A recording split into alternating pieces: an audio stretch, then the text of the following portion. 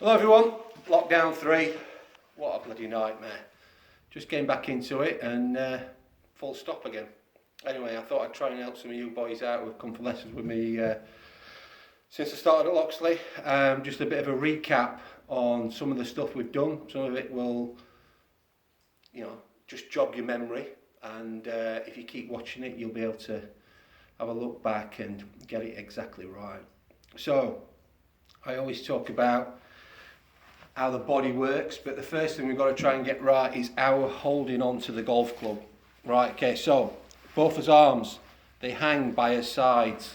They just turn in slightly. The biggest problem I see, and the biggest fault, is they tend to, everybody wants to try and look where they're putting the grip, so they turn their arm like this, and it's underneath, and then they put it on, and it's far too weak. So this V, when I'm talking about weak, which I'll talk about terminology, is pointing too far up this shoulder. It's pointing more towards your left shoulder and the left side of your chin. So let your arm hang, get the club face square, bring your hand to the grip, bring your left hand to the grip, okay? Now when you look down, the checkpoints you're after, it's a short thumb as well, it's not a long thumb. I've actually got that quite short. So the V, made between the forefinger and the thumb, is pointing up between my chin and my right shoulder. That's a nice neutral grip. So if you can get anywhere like that, you know you're in the correct position. Right? As I look down, I can see about 2.5 knuckles. I'm not turning my head like that, I'm just looking down, I can see about 2.5 knuckles.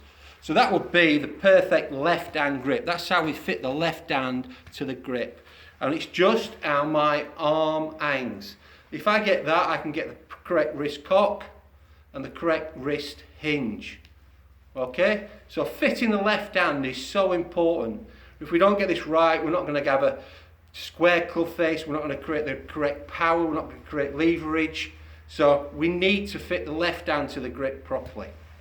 If I open it up there for you, you can see how it runs just above the base of my little finger there, slightly in the palm, across the middle two fingers where the fingers start to meet the palm. And then in the forefinger, it's just in the center. So it's there, it's diagonally across the hand.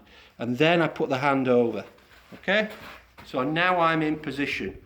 I always remember a great coach of mine once saying to me, right, Raggy, grip that club without your thumb on to save your life. When you do that, you'll see that the club is caught between my top 3 fingers and the pad of my left hand. Okay? Then I would just fit the thumb.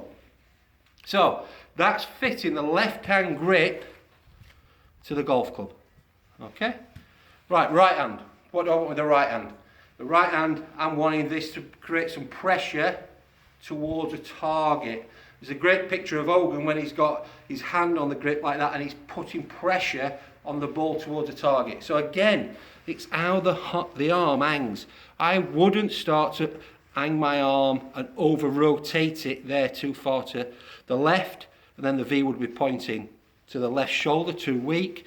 I'm not trying to rev a motorbike and grip it underneath, because then the V would be pointing to the way out to the right of my shoulder. Trying to grip it how my arm hangs. Okay, so it's more or less in the middle of those two fingers. It's more of a finger grip, it's in your fingers. Then that pad, the fleshy bit of your thumb there, sits on top of the left thumb. Okay, so it's in your fingers, the pad is on top.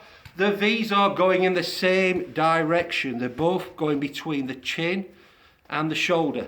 If you get that right, you're going to have a neutral grip, okay?